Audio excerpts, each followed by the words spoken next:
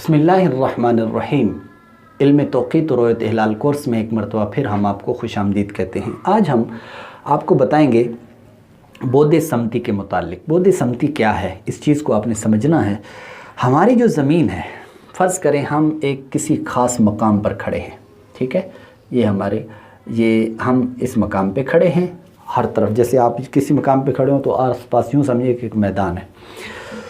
उसके नीचे सूरज क्या करता है, सूरज ज़मीन के आसपास गर्दिश करता है, ठीक हो गया। अब हम क्या करते हैं कि अब हमने ये देखना होता है कि सूरज कहाँ पर, किस मकाम पर हो। ये जुमला मेरा याद रखिएगा, सूरज किस मकाम पर कब पहुँचेगा, किस टाइम पर पहुँचेगा।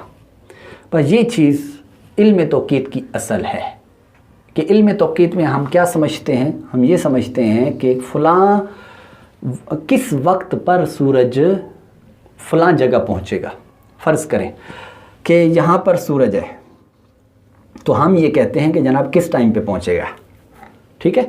अब यही इल्म तौक़ीत, इसी चीज़ को हमने समझना है। औक़ात के अंदर यही चीज़ हमने समझनी है। अब आप एक चीज़ और समझें, वो ये है कि आप फ़र्ज़ करें यहाँ पे खड़े हैं, ठीक है, यहाँ पे खड़े, यहाँ बिल्कुल ऐन आपके सर के ऊपर अगर एक मौहूमी यानी फ़र्ज़ी तौर पर एक ख़त खींचा जाए तो इसको हम कहते हैं समतुर रास, समतुर रास, ठीक है। और इसको इंग्लिश में बोलते हैं ज़ेनिथ।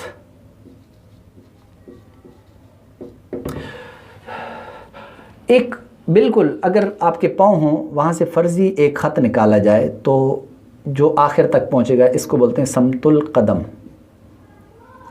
इसको इंग्लिश में बोलते हैं नादिर, NADIR, नादिर कहते हैं। अब यहाँ जो ज़ाविया बनता है, एंगल बनता है, वो ज़ीरो है, ठीक। और यहाँ पर भी क्या बनेगा, ज़ीरो।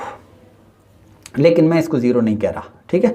मैं इसकी वजह बताता हूँ आपको कि यहाँ से अगर हम किसी जगह से सूरज को लें तो फिर उस जहाँ पे हम ज़ीरो लेंगे तो उस लिहाज से उसका जो दायरा बनेगा वो एक दायरा जो होता है वो 360 दरजात पर मुश्तमिल होता है, यानी 360 डिग्रीज़ पर मुश्तमिल होता है। ये पहले मैं किसी मकाम पर बयान कर चुका हूँ। फ़र्ज़ करें कि यहाँ पर सूरज है, यहाँ पर, ठीक है, यहाँ पर है। फ़र्ज़ करें ये आधा उफ़ुक़ से नीचे है और आधा उफ़ुक़ से ऊपर है। तो ऐसी सूरत के अंदर यहाँ से लेकर यहाँ तक जो दर्जात बनते हैं वो 90 दर्जे बनते हैं, ठीक हो गया। फिर इसके बाद यहाँ से लेकर यहाँ तक, यहाँ पर भी वही आधा सूरज नीचे और आधा ऊपर, यहाँ पर भी 90 दर्जे बनते हैं।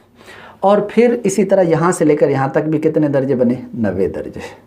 इसी तरह यहाँ से लेकर यहाँ तक भी कितने दर्जे बनते हैं, ये 90 दर्जे, ठीक हो गया। अब ये आप 90 और 90 को जमा करें, कितने, 180, और मज़ीद 90 जमा करें 270, मज़ीद 90 जमा करें 360। इस तरह ये एक दायरा जो है वो 360 पर मुश्तमिल हो जाएगा, 360 दर्जे बनेंगे।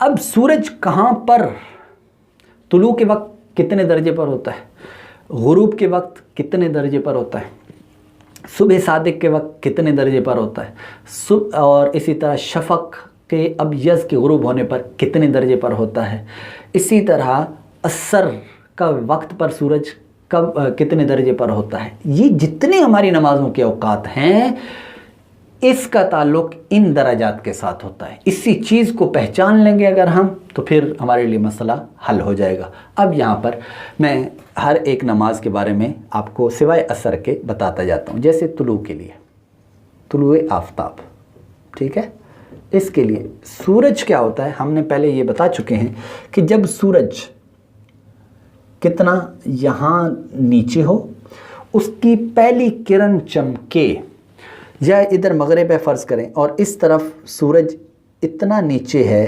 कि उसकी आधी टिकिया भी नीचे चली जाए और फिर उसकी आखिरी जब किरण डूब जाए, यानी वो टिकिया डूब जाए, तो फिर ऐसी सूरत में इसको ये क्या कहते हैं, हमारा शरई तौर पर गुरूब कहलाएगा।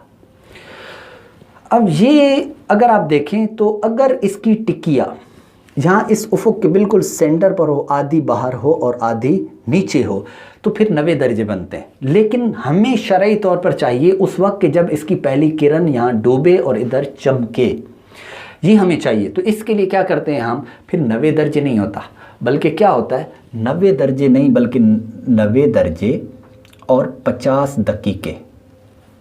50 दकीके मैंने ये अर्ज़ किया था कि जनाब 90 दर्जे के लिए ऊपर गोल अलामत छोटी सी लगाएंगे और फिर आगे दकीके के लिए ऊपर छोटी सी एक लुड़ी, छोटी सी एक लाइन टाइप लगा देंगे, थोड़ी सी टेढ़ी करके।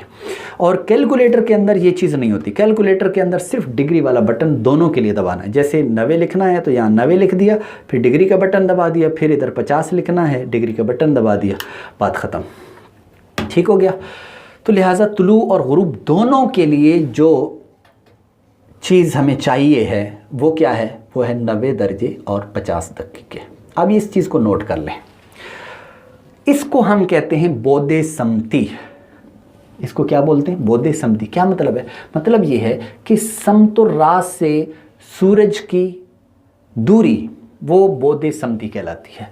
यहाँ से अगर ये यहाँ पे होता तो 90 दर्जे होती दूरी, क्योंकि यहाँ से हम एंगल को यहाँ से ले रहे हैं, यहाँ 0 है, फिर उसके बाद यहाँ से लेकर यहाँ तक 90 से अब थोड़ा सा हमें नीचे भी चाहिए, तो वो कितने दकीके हैं, 50 दकीके हैं। इनकी मज़ीद तफसील है कि ये 50 दकीके क्या है। अब वो फिल वक्त मैं आपको इस वीडियो के अंदर नहीं बता रहा, ये आइंदा हो सकता है मैं आपको बताऊँ। तो यहाँ पर हम 90 दर्जे 50 दकीके ये ले लेंगे और इधर भी 90 दर्जे 50 दकीके, ठीक हो गया। दोनों के लिए ये चीज़ है। और अब एक और चीज़, वो क्या, जो मैं पहले बता चुका हूँ, जब सूरज मशरिक़ की तरफ आएगा और नीचे से जब ये 18 दर्जे पर पहुँचेगा तो फिर ऐसी सूरत में सुबह सादिक तुलू होगी, और इधर से गुरूब होने के बाद जब 18 दर्जे पर पहुँचेगा तो क्या होगी, शफ़क़ अबयज़ डूब जाएगी, यानी इशा का वक्त दाखिल हो जाएगा। पता चला कि सुबह सादिक, ठीक है, और इशा के लिए दोनों के लिए हमें बोधे समती, इसको क्या कहेंगे, बोधे समती। बोध का मतलब होता है दूरी, समती का मतलब समत से, यानी समतुर्रास से दूरी। तो इसके लिए चाहिए इधर, इसके लिए 90 50 था और इसके लिए क्या चाहिए 108। आप कहेंगे ये 108 क्या हो गए, कहाँ से आ गया है, वो इसलिए आया है कि यहाँ से जब हम कैलकुलेट कर रहे हैं तो यहाँ से लेकर यहाँ तक 90 दर्जे और 90 से मज़ीद 18 जमा करें, 90 जमा 18 कितने बन जाएंगे, चलो आप कर लीजिए ज़रा। 90 और दर्जे यानी 10 इधर बढ़ाएं तो 100 हो जाएगा, मज़ीद 8 रह जाएंगे, 108, ठीक हो गया। तो 108 दर्जे। तो अभी हमने इस वीडियो के अंदर सिर्फ आपको तुलूए आफ्ताब और गुरूब आफ्ताब, गुरूब भी साथ लिख लें, ठीक है, और गुरूब आफ्ताब दोनों की बोधे समती है 90 दर्जे 50 दकीके, और सुबह सादिक और सुबह और इशा के वक्त पर जो इशाए हनफी है उसके लिए बोधे समती बनती है 108 दर्जे। ये चीज़ हमने अभी बताई है आपको, मज़ीद हम अगली वीडियो के अंदर हम आपको कुछ और भी बताएंगे।